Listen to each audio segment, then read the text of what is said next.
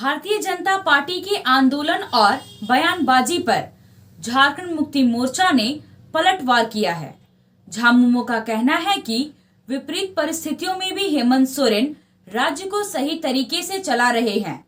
झारखंडी जनभावना के अनुरूप झारखंडी उनके हित में लगातार फैसले हो रहे हैं। भारतीय जनता पार्टी को यह बात पच नहीं रही है। झामुमो का कहना है कि गठबंधन सरकार बनने के बाद से ही केंद्र सरकार और भाजपा संवैधानिक संस्थाओं और केंद्रीय जांच एजेंसियों का दुरुपयोग कर हेमंत सरकार को अस्थिर करने और राज्य के विकास को बाधित करने का लगातार प्रयास कर रही है। लाख कोशिश के बाद भाजपा को सफलता नहीं मिल रही है। असफलता के कारण भाजपा पूरी तरह से हताश और निराश है। हेमंत सरकार के जन सरोकार के फैसलों को जन विरोधी करार देते हुए भारतीय जनता पार्टी राज्य भर में धरना और आंदोलन कर रही है। भारतीय जनता पार्टी के द्वारा जो राज्य सरकार के खिलाफ जो कार्यक्रम भारतीय जनता पार्टी चला रही है, धरना प्रदर्शन चला रही है, इसके संबंध में हम कहना चाहते हैं कि हम लोगों को लगता है कि ये चूँकि राज्य सरकार माननीय मुख्यमंत्री हेमंत सोरेन जी के नेतृत्व में झारखंडी जनभावना के अनुरूप लगातार निर्णय ले रही है, कई फैसले ले रही है। अभी हाल के दिनों में जिस तरीके से हेमंत सरकार ने 1932 का खतियान आधारित स्थानीय नीति और ओबीसी को 27%, एसटी को 28% और शेड्यूल कास्ट को 12% आरक्षण का जो संशोधन बिल विधानसभा के विशेष सत्र से सरकार ने पारित कराया है, और इसके पूर्व भी राज्य सरकार ने सरना धर्म कोड को पास करके केंद्र सरकार को भेजने का काम किया है। इसके अलावे राज्य में जितने भी निजी उपक्रम हैं, उद्योग हैं, निजी संस्थान हैं, उसके लिए सरकार ने एक निर्णय लिया है कि सभी निजी उपक्रमों में 75% स्थानीय को बहाल करना होगा। ये सारा जो निर्णय लिया है, कहीं ना कहीं भारतीय जनता पार्टी के सीने में ये सारा निर्णय जो है सूल की तरह चुभ रहा था, और इसी के विरोध स्वरूप भारतीय जनता पार्टी ये सारा कार्यक्रम चला रही है। राज्य में राज्य सरकार का विरोध कर रही है और धरना प्रदर्शन कर रही है, और सरकार के ऐसे निर्णयों को देख करके भारतीय जनता पार्टी तिलमिलाई हुई है।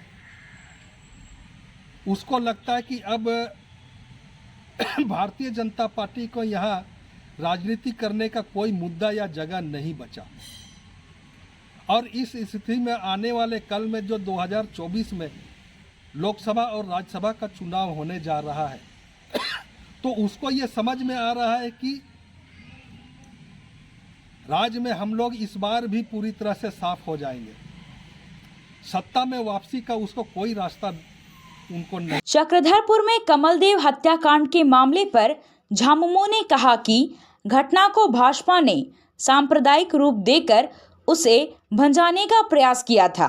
भाजपा के बड़े नेता उसकी हत्या को एक राजनीतिक हत्या और हिंदू विचारधारा को समाप्त करने की साजिश बताते रहे। इसके बहाने राज्य सरकार और झामुमो के जिला अध्यक्ष विधायक सुखराम उरांव पर निशाना साधते रहे। आखिरकार एसआईटी की जांच में सच सामने आ ही गया। आपसी रंजिश और पुरानी दुश्मनी को लेकर कमलदेव की हत्या हुई, और हत्याकांड का मुख्य आरोपी सतीश प्रधान भी भाजपा का ही एक कार्यकर्ता निकला। भाजपा के नेताओं को सार्वजनिक रूप से माफी मांगनी चाहिए। और पिछले दिनों कोल्हान में भी चक्रधरपुर में घटित एक हत्या की घटना को बहाना बनाकर कोल्हान में उसने सांप्रदायिक आग लगाने का प्रयास किया था, जहर फैलाने का काम किया था और उस आपराधिक घटना को एक सांप्रदायिक रूप दे करके या राजनीतिक उसको घटना बताते हुए उसको जो है वो अपने पक्ष में उसको भुनाने का प्रयास किया था कि हिंदू मानसिकता के जो भी लोग हैं उनकी सहानुभूति बटोर करके उसको हम अपने पक्ष में पोलराइज कर लें। और जिस तरीके से उस घटना में झारखंड मुक्ति मोर्चा के जिला अध्यक्ष चक्रधरपुर के स्थानीय विधायक माननीय लोकप्रिय विधायक सुखराम उरांव जी का नाम को जिस तरह से भारतीय जनता पार्टी के लोगों ने घसीटने का जो काम किया, उनके नाम पर मुर्दाबाद का नारा लगाया, राज्य के लोकप्रिय यशस्वी मुख्यमंत्री हेमंत सोरेन जी का भी मुर्दाबाद का नारा उन लोगों ने लगाया और चक्रधरपुर में चौक चौराहों में जो स्थानीय विधायक सुखराम उरांव जी का बैनर वगैरह लगाया गया था उसको भी उन लोगों ने फाड़ कर फेंकने का, नोचने का काम किया। ये कहीं ना कहीं इंगित करता है कि इन लोगों ने इस घटना को पूर्वाग्रह से ग्रसित होकर के इसको एक अलग रूप देने का प्रयास किया था और कहीं ना कहीं पुलिस की जांच को भी इन लोगों ने प्रभावित करने का काम किया था। जबकि बहुत कम समय में पुलिस ने एसआईटी का गठन करके जिस तरीके से मामले का उद्भेदन किया है, निश्चित रूप से जिला की पुलिस इसके लिए, जिला प्रशासन इसके लिए बधाई का, धन्यवाद का पात्र है। और जो घटना के तुरंत बाद जिस तरीके से एक सांप्रदायिक रूप देकर के, हिंदू मुस्लिम का रूप देकर के वहाँ पर माहौल को खराब करने का और कहीं ना कहीं दंगा भड़काने का भी भारतीय जनता पार्टी के लोगों के द्वारा प्रयास किया गया था, लेकिन जिला प्रशासन चाईबासा शहर में साइकिल चोरी की घटनाएं अक्सर होती रहती हैं और पुलिस इस पर अंकुश लगाने में विफल है। आज शहर के पोस्ट ऑफिस चौक के पास साइकिल चोरी करते हुए एक चोर रंगे हाथ पकड़ा गया। सुबह करीब 9:15 बजे गैलेक्सी कोचिंग के पास बाहर खड़ी एक छात्रा की साइकिल को चोर चोरी करने का प्रयास कर रहा था। पेचकस के जरिए वह साइकिल में लगे ताले को तोड़ने की कोशिश कर रहा था। इसी दौरान मकान मालिक ने चोर को देख लिया। लोगों ने चोर को पकड़ लिया और फिर सदर थाना को इसकी जानकारी दी गई। सदर थाना पुलिस की टीम मौके पर पहुंची और चोर को हिरासत में ले लिया। चोर का नाम इस्तेहार है और वह राजखरसवा का रहने वाला है। आया आया नीलम शू में स्कूल का पोशाक, लड़का लड़की छोटा बड़ा मिलेगा हर नाम। नीलम शू, जी हाँ, नीलम शू का वादा, दाम कम मजबूती ज्यादा। नीलम शू, राजाबाड़ी गली, सदर बाजार, चाईबासा।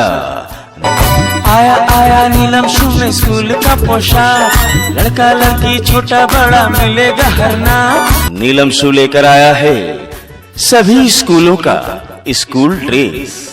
डीएवी स्कूल, संत जेवियर स्कूल, जिला स्कूल, एसपीजी मिशन, संत विवेका, रुंगटा, स्कॉट स्कूल इत्यादि के school dress, school bag, school जूते, मोजे, स्कूल बेल्ट, टिफिन बॉक्स इत्यादि उत्तम क्वालिटी के किफायती दामों में उपलब्ध है। तो अवश्य पधारें नीलम शू, राजाबाड़ी गली, सदर बाजार, चाईबासा। जी हाँ, नीलम शू का वादा।